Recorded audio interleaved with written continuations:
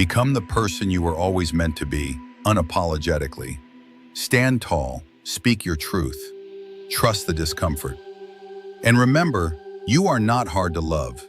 You are simply hard to manipulate. And that, my dear, is your greatest power.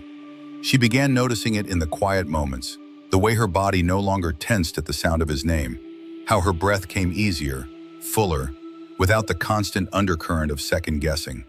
It wasn't a sudden shift, not some cinematic moment of closure, but a slow and steady thawing of all the ways she had frozen herself to fit someone else's comfort. And in that thaw, truth bloomed, not just about him, but about herself.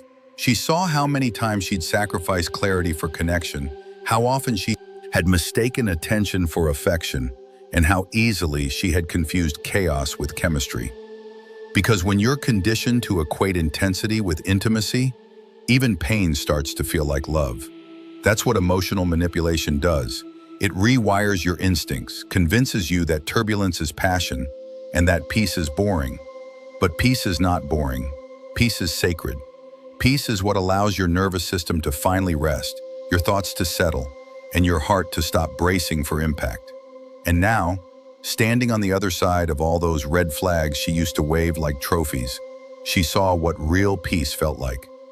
It was quiet, gentle, consistent.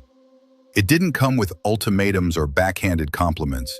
It didn't ask her to make herself smaller. It asked her to be. Just be, fully, unapologetically, tenderly, herself. That's when she realized something she wished she had known years earlier. Love is not proven through suffering. You do not have to endure emotional warfare to earn someone's presence. You do not have to accept half love in hopes it will one day become whole. And you certainly do not have to lose yourself to keep someone else. What she had experienced wasn't love, it was possession. Control dressed as care, domination disguised as desire. But no more. She was done carrying the weight of words that tried to shrink her. She was done misinterpreting pain as depth.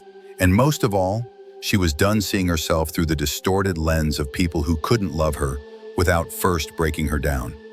Her worth wasn't negotiable, her boundaries weren't optional, and her intuition wasn't a liability.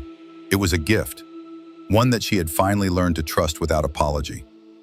Because here's what she learned about manipulation. It doesn't always shout. Sometimes it whispers sweet nothings laced with subtle control. It compliments you with conditions. It asks you to compromise your voice so you can keep your place in their story. It tells you you're too emotional, too needy, too intense, when really, you're just whole. And being whole in a world that profits from your self-doubt is revolutionary. So she revolted, quietly, gracefully, with unwavering resolve. She didn't slam doors, she didn't scream. She simply stepped out of the story that was never written for her. She stopped trying to rewrite broken chapters and began writing new ones. Chapters filled with honesty and safety. Chapters where her no wasn't punished and her yes wasn't assumed. Chapters where communication wasn't a minefield and love didn't feel like a test. And as she wrote, she remembered who she was before the gaslighting, before the erosion of confidence, before the slow burn of becoming someone she didn't recognize. She remembered that her softness was not a flaw, her empathy was not a weakness. Her dreams were not unrealistic, they were sacred. And any love that required her to bury those parts of herself was not love, it was a transaction. So now, she listened more. Not to words, but to energy. To how someone's presence made her feel when she left the room. Did she feel expanded or deflated, seen or observed, celebrated or managed? The answers came quickly now, because she had stopped ignoring her body's wisdom. Our bodies always know. Our hearts know. It's our conditioning that lies, that tells us to stay because he's trying, because he has a good heart, because it's not that bad. But not that bad is not good enough. It's not what you were born for. You were born for more than emotional scavenger hunts. You were born for more than mixed signals and breadcrumb affection. You were born to be loved in the fullness of your being. And anyone who cannot meet you there is not your home. So she built her own home. Brick by brick, boundary by boundary, and this time, the foundation was solid, built on self-respect, inner peace, and the quiet knowing that the right person would never ask her to be less. And if no one came, That was fine too, because loneliness in authenticity is infinitely better than connection through self-abandonment. She would rather dine alone in peace than feast in chaos. She would rather wait in stillness than rush towards someone who only loved her shadow. And that was the real shift. The moment she realized that love wasn't something to earn, it was something to receive. Freely, fully, without manipulation, without performance, without pain disguised as passion. And the more she lived in this truth, the less tolerance she had for anything less. Not because she was bitter, but because she was clear. Not because she was closed off, but because she was finally open to real love, to true connection, to being met with the same depth she had always offered. And in that openness, she blossomed. She blossomed not for someone else's gaze, not to be picked or praised or pursued, but because that's what flowers do when they finally have room, light, and peace. That was the most profound truth she had ever lived through, that healing isn't about becoming lovable to others. It's about realizing you were never unlovable to begin with.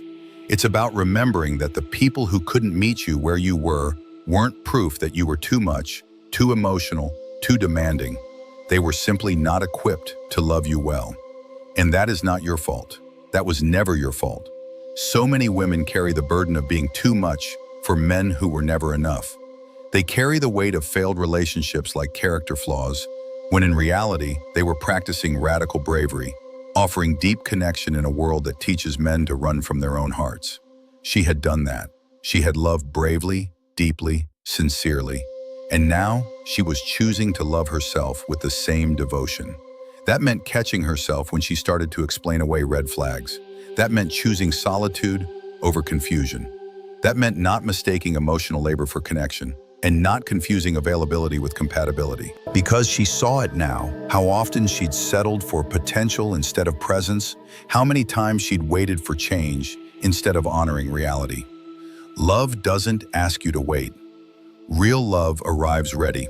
It doesn't come cloaked in ambiguity, wrapped in mixed signals, or laced with tests. It comes open, honest, safe. And perhaps the most healing realization of all was this: that even if she never found that love in another person, she had already found it in herself. She was the love she had been seeking. She was the safety she craved. She was the presence that never left. And that inner stability changed everything.